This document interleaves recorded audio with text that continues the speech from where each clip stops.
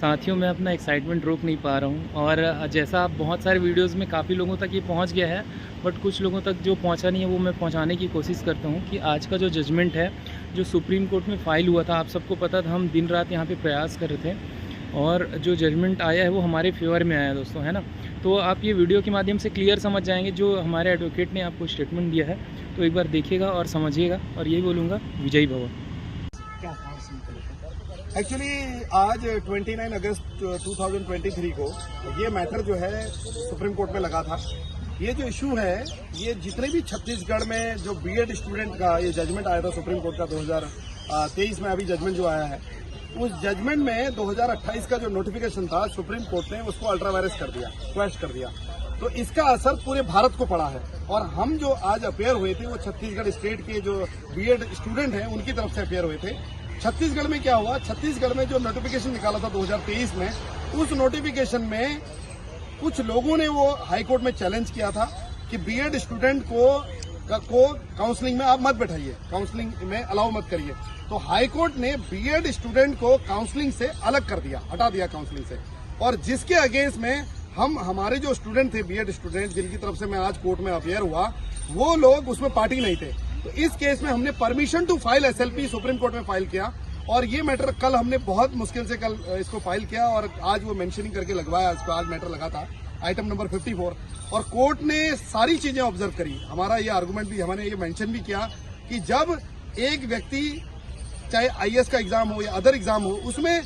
एक BA student भी कर सकता है, एमए स्टूडेंट भी, पीएचडी वाला भी, कोई भी अप्लाई कर सकता है। ये फंडामेंटल राइट है, राइट टू जॉब करना, right to education, right to job, वो जो राइट टू एम्प्लॉयमेंट। तो हमने ये बोला कि इस केस में ये जो मैटर है, इस मैटर में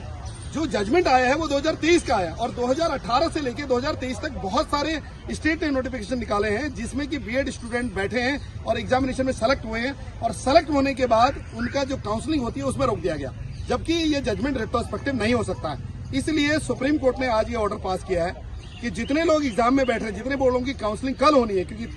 कल 30 तारीख को काउंसलिंग है, 30 अगस्त को, उनको बैठने दिया जाए। और हाई कोर्ट को ये डायरेक्शन दिया है कि हाई कोर्ट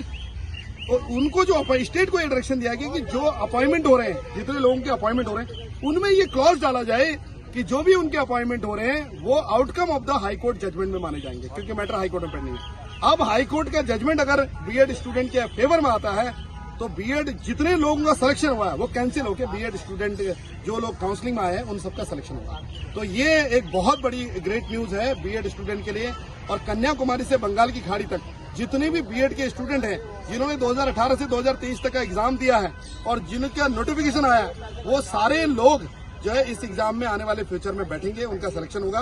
क्योंकि रेट्रोस्पेक्टिव इफेक्ट नहीं हो सकता। और ये मैटर जो जजमेंट है ये गलत जजमेंट है, इसको रिफर किया जाए 3 जज बेंच को या 5 जज बेंच को, ये भी हमारी प्रेयर थी। और फाइनली ये मैटर इश्यू नोटिस हो गया है और हाई कोर्ट डिसाइड करेगी इसको, और जो अपॉइंटमेंट होगा उसमें ये क्लॉज डाल दिया जाएगा कि आपका अपॉइंटमेंट जो किया जा रहा है वो अपॉइंटमेंट एक टेम्पररी अपॉइंटमेंट किया जा रहा है जब तक कि हाई कोर्ट का जजमेंट नहीं आ जाता। और ऑलरेडी जो हमारे स्टूडेंट हम क्योंकि पिटिशनर थे नहीं, वहां रिस्पोंडेंट नहीं थे, तो हमें स्टेट को